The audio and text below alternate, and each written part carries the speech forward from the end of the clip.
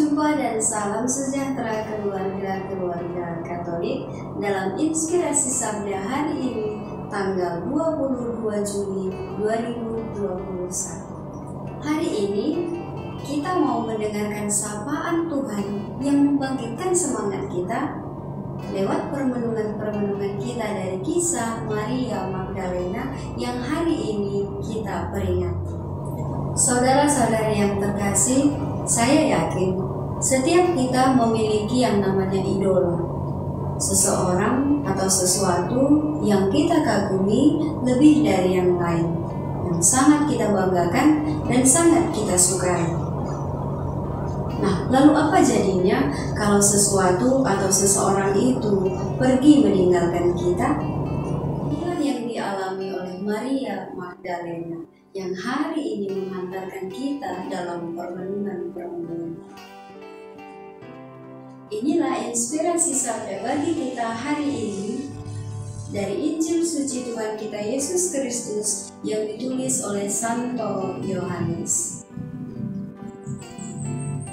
Pada hari Minggu Paskah, pagi-pagi benar ketika hari masih gelap, pergilah Maria Magdalena ke kubur Yesus.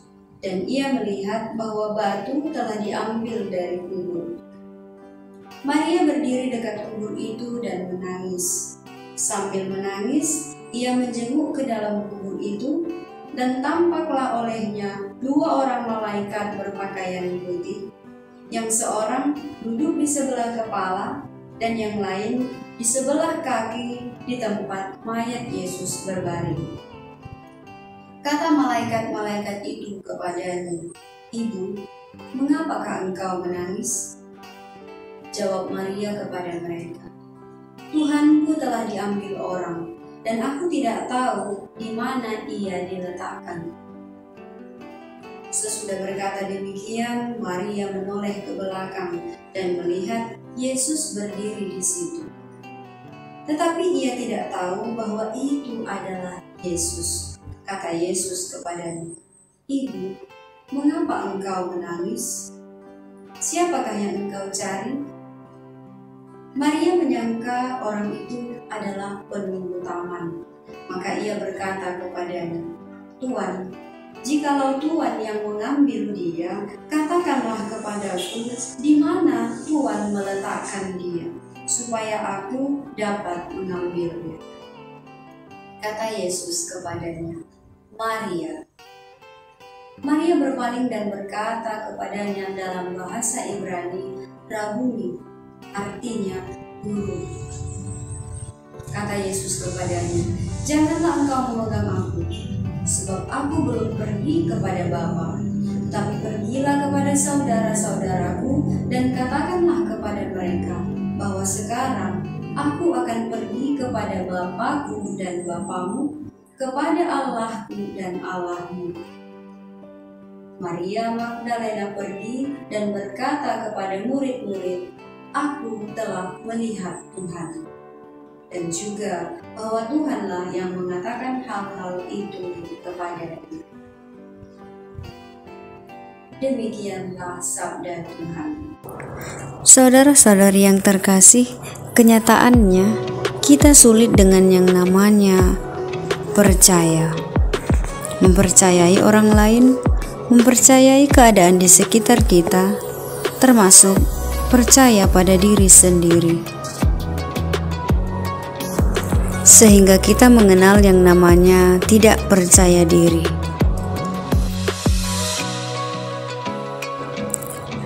Seakan tak percaya dengan kenyataan, Maria Magdalena tak menyadari lagi kehadiran Yesus. Dia begitu terpuruk dalam kesedihannya karena kehilangan guru yang sangat dikasihinya. Yesus yang telah menyentuh hatinya harus hilang daripadanya. Barulah ketika Yesus menyapa dan memanggil namanya, ia kemudian mengenali Yesus. Saudara-saudari yang terkasih, pengenalan dan cara kita menyapa menentukan bagaimana hubungan kita dengan sesama. Yesus yang menyapa Maria dengan namanya langsung menyadarkannya. Ada sebuah kekuatan iman yang bangkit dalam diri Maria, bahwa itu adalah sapaan Tuhan yang tak biasa dilakukan siapapun terhadapnya. Itu suara Tuhan yang tidak didengarnya dari siapapun kecuali Yesus sendiri. Tuhan mengenal, Tuhan menyapa, dan Tuhan memanggil kita semua menjadi anak-anak yang dikasihinya dengan caranya sendiri.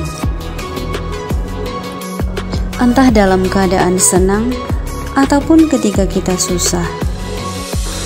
Namun kadang kehadiran Tuhan bahkan tak terasa karena perasaan dan situasi sulit yang terus menyita tenaga dan pikiran kita. Kita sibuk dan terkurung pada keinginan-keinginan yang kita rasa tak mungkin untuk kita capai. Kita sibuk membandingkan diri dengan orang lain. Seandainya saya bisa ini, seandainya saya seperti dia, seandainya ini tidak terjadi di keluargaku, dan masih banyak lain. Maka, sebagai orang yang telah disapanya, kita pun hendaknya berbuat demikian kepada sesama. Mengenal sesama seperti Allah mengenal kita.